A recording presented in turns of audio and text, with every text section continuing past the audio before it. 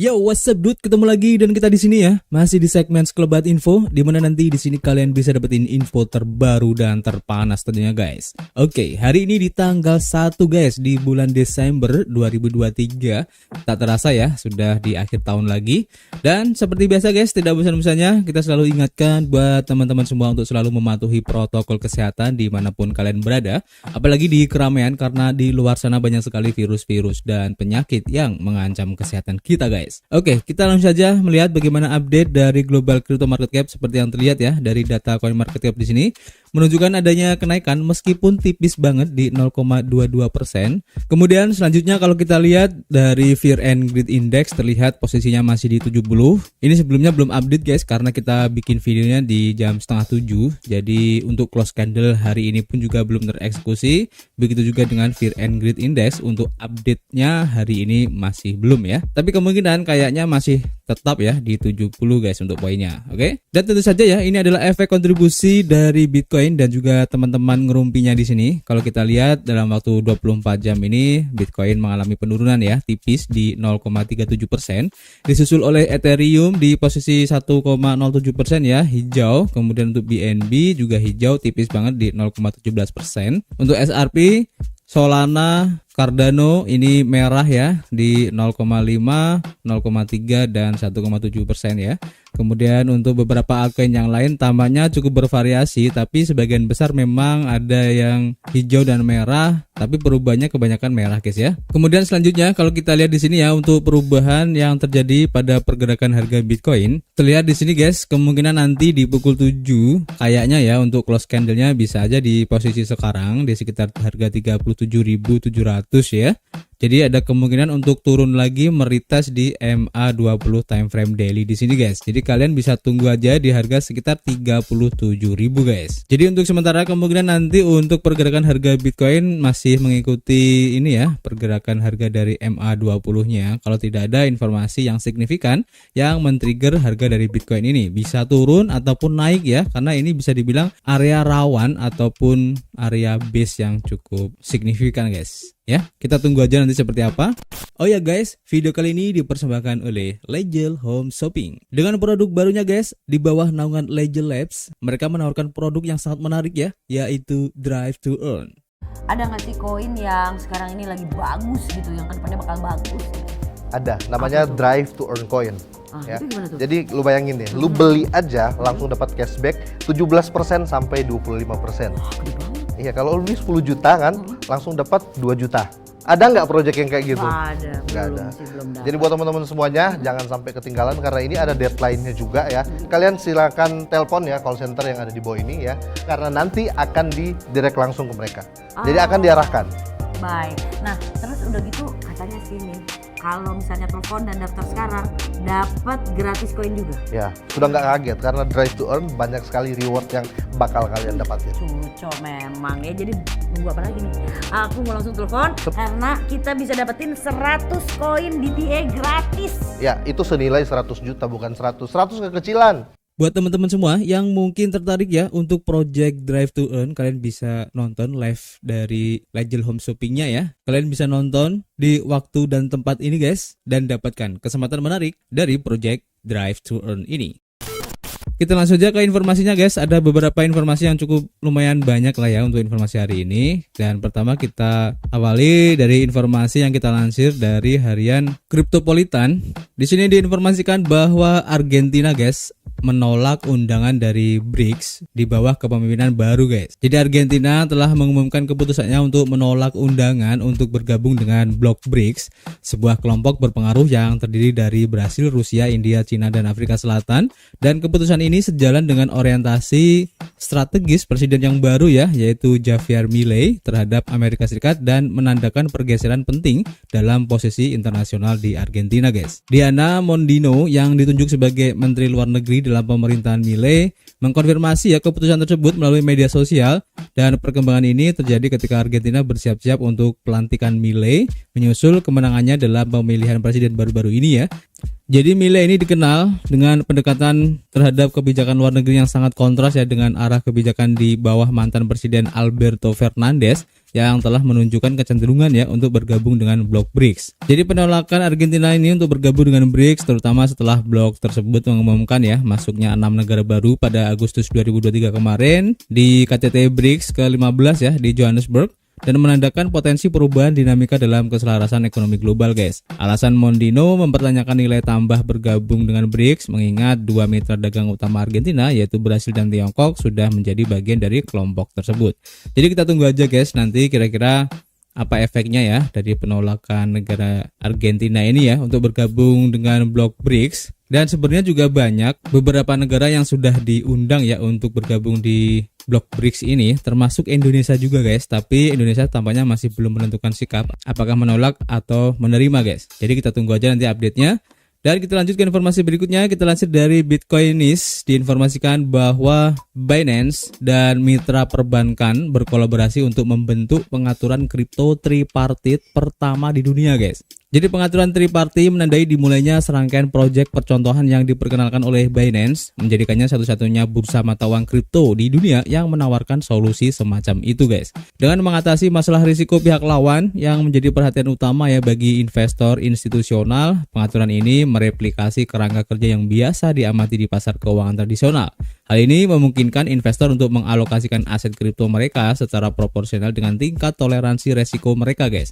Khususnya, jaminan yang disimpan dengan mitra perbankan dapat berbentuk setara fiat seperti treasury bills yang menawarkan keuntungan tambahan sebagai aset yang memberikan imbal hasil. Nah, menurut pengumuman pada 30 November, solusi ini memastikan klien institusional dapat mengoptimalkan agunan dan investasi mata uang kripto mereka dengan mengambil inspirasi dari praktik perdagangan yang sudah mapan di pasar tradisional guys. Jadi kita tunggu aja nanti seperti apa implementasinya ya. Ini cukup menarik. Dan kita lanjut ke informasi berikutnya ya, kita lansir dari bitcoin.com. Diinformasikan di sini bahwa regulator sekuritas di Filipina mengatakan bahwa Binance ini beroperasi tanpa lisensi guys. Dalam tanda kutip kayaknya menolak ya Binance ini beroperasi di Filipina. Jadi menurut regulator sekuritas Filipina, bursa kripto Binance bukanlah perusahaan yang terdaftar dan telah beroperasi tanpa lisensi atau otoritas yang diperlukan. Dalam sebuah peringatan yang dikeluarkan pada 28 November, di mana SEC, negara Asia tersebut menuduh bahwa Binance telah secara aktif melakukan kampanye promosi meskipun tidak memiliki lisensi yang diperlukan guys. Nah, menjelaskan mengapa mereka memperingatkan warga Filipina ya agar tidak menggunakan Binance, SEC mengatakan bahwa mereka menyadari bahwa beberapa platform pertukaran kripto online itu memiliki lisensi yang dikeluarkan oleh institusi luar negeri. Namun regulator menegaskan bahwa pialang dan bursa kripto masih perlu mendapatkan lisensi darinya sebelum menjual atau menawarkan sekuritas dan produk investasi kepada publik. Di mana untuk mendapatkan lisensi, operator platform bursa kripto harus mengajukan aplikasi untuk pendaftaran bersama dengan rincian harga penerbitan, penggunaan hasil, serta sifat sekuritas. Selain itu, mereka juga harus memiliki lisensi sekunder untuk menjual sekuritas penawaran kepada publik guys. SEC mengklaim bahwa karena Binance belum mengajukan permohonan pendaftaran, maka Binance ini melanggar bagian yang relevan dari Securities Regulation Code atau SRC guys.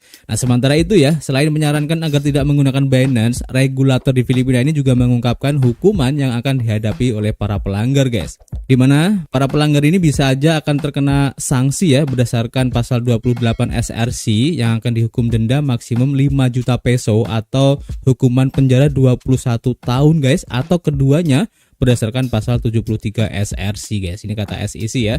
Jadi tampaknya ya dengan kasus Binance ini beberapa negara agak sedikit takut ya dengan Binance ini ataupun operasi perdagangan menggunakan Binance. Tapi seenggaknya ya di Indonesia masih adem-adem aja, meskipun sebenarnya di Indonesia juga Binance ini dianggap sebagai masih ilegal ya ataupun belum terdaftar. Tapi seenggaknya pemerintah tidak mengeluarkan peraturan yang sekeras ini ya, yang memberikan hukuman terhadap pelanggar guys. Jadi kita tunggu aja nanti seperti apa untuk update-nya. Kita lanjutkan informasi berikutnya ya, kita lansir dari Blockworks, di mana di sini diinformasikan ya bahwa Circle menyangkal ya dugaan hubungan dengan Justin Sun dan Hamas dalam surat kepada anggota parlemen guys. Jadi ini cukup ramai diperbincangkan tentang Circle ini guys. Jadi surat dari Circle ini menyusul surat dari Campaign for Accountability yang menuduh adanya hubungan dengan Justin Sun dan juga Tron.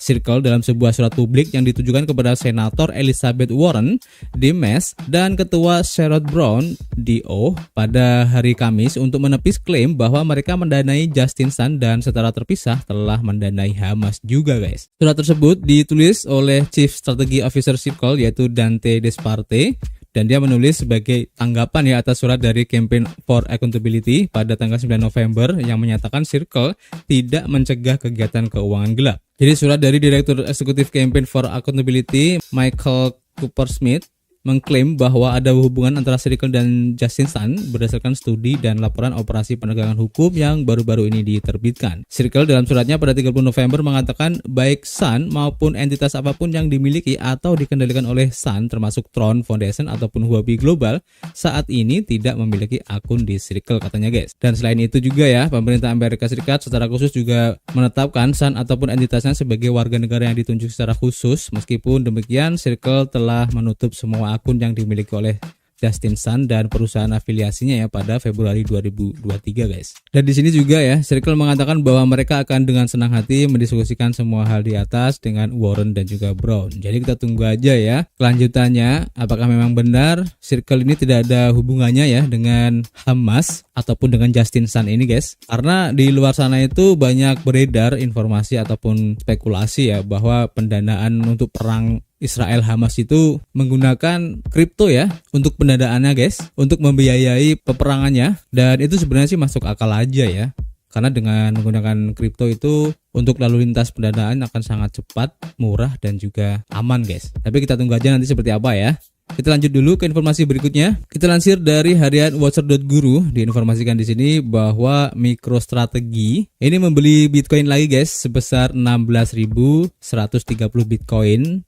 Ini keren banget ya. Jadi MicroStrategy telah melanjutkan akumulasi aset digital yang paling menonjol ya, di mana perusahaan ini mengumumkan bahwa mereka telah membeli 16.130 Bitcoin tambahan. Selain itu, pembelian terbaru ini bernilai 583,3 juta dolar ya, yang luar biasa, guys. Dan penambahan terbaru ini menambah keuntungan perusahaan sebesar 1,29 miliar dolar dari kepemilikan Bitcoin mereka. Nah, secara khusus ya, akuisisi terbaru ini memberikan ke perusahaan tersebut Bitcoin senilai 593,3 juta dolar untuk kepemilikannya yang cukup besar, dan secara keseluruhan perusahaan telah mengumpulkan total di 174.530 Bitcoin dengan harga 30.252 dolar ya per Bitcoinnya. Ini menurut seller sendiri ya. Dan akuisisi Bitcoinnya ini telah menyebabkan lonjakan harga saham mencapai 500 dolar bulan ini. Dan selain itu, harga tersebut merupakan harga tertinggi yang pernah diamati perusahaan sejak tahun 2021. Dan sikap perusahaan terhadap Bitcoin tidak diragukan lagi membantu mendorong nilainya karena kapitalisasi pasarnya saat ini lebih dari 7 miliar dolar, guys. Jadi keren banget ya si MicroStrategy ini, si Michael Saylor ya. Jadi beliau ini sangat optimis banget terhadap Bitcoin ini, sehingga kalau dia itu punya duit, dia pasti akan borong Bitcoin lagi, guys. Ini keren ya. Tapi meskipun begitu, ada sedikit kekhawatiran ya jika suatu saat nanti MicroStrategy ataupun Michael Saylor ini menjual Bitcoinnya secara serentak, dan itu pasti akan membuat harga Bitcoin juga akan turun tajam, guys. Oke. Dan kita ke informasi terakhir ya. Kita lansir dari harian Bitcoin.com. Diinformasikan bahwa peretas dari Kyber ya menuntut kontrol penuh atas Kyber setelah pelanggaran 47 juta dolar dan menawarkan pembelian eksekutif dan pesangon untuk staff, guys. Jadi penyerang Kyberswap ini mengklaim gelar Direktur Kyber atau di sini disebutnya Kyber Director ya, menuntut otoritas secara mutlak ya untuk mengontrol Kyberswap ini, guys. Pengungkapan ini terjadi setelah pembobolan senilai 47 juta dolar ya di Kyberswap, dan setelah itu tim menjalin komunikasi dengan terduga pelaku, di mana sehari sebelumnya pelaku ini menekankan perlunya tim untuk mengambil sikap yang lebih mudah didekati dan mengindikasikan rencana untuk mengajukan strategi baru pada tanggal 30 November. Dan seperti yang dijanjikan, sebuah pengumuman dibuat oleh peretas menandakan ketertarikan pada pengaturan yang lebih menguntungkan daripada bagian awal yang ditawarkan oleh tim Kyberswap, yang intinya peretas ini ingin menegaskan klaim ya bahwa mereka ingin menguasai sepenuhnya dari Kyberswap ini, guys. mencakup semua sumber dayanya baik on-chain maupun off-chain. Selain itu juga peretas meminta rincian komprehensif tentang pembentukan protokol, struktur, operasi, pendapatan, keuntungan, pengeluaran, aset, kewajiban investor, gaji, dan lain-lain guys. Intinya benar-benar sepenuhnya ingin dikuasai oleh si peretas ini ya. Dan juga ya, peretas ataupun hacker ini menjelaskan mengakui bahwa di bawah kepengurusan mereka pasti akan diperkirakan bahwa beberapa staf Kyber mungkin memilih untuk pergi guys. Dan sebagai tanggapannya, para pelaku ini menawarkan paket pesangon 12 bulan yang murah hati bagi mereka yang memilih untuk pergi guys. Peretas juga menegaskan bahwa proposal ini adalah yang terbaik katanya dan satu-satunya penawaran yang tersedia. Dan mereka juga menekankan bahwa setiap kontrak dari agen dari salah satu dari 206 negara akan segera membatalkan kesepakatan tersebut. Dan di akhir pesannya, individu ini tersebut menandatangani sebagai Director Kyber guys. Jadi mengklaim dirinya sebagai Director Kyber ya untuk peretasnya ini guys. Tapi belum tahu ya untuk peretasnya ini siapa, apakah ada hubungannya dengan Lazarus. Kita masih belum ada informasi lebih lanjutnya.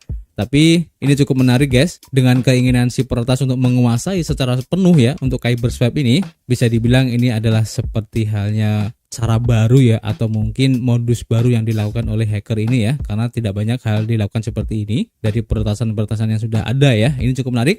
Nanti kita akan update lagi guys untuk informasinya, dan untuk informasi hari ini cukup ya, nanti kita akan update lagi.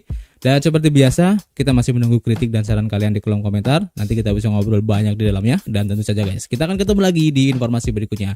Peace.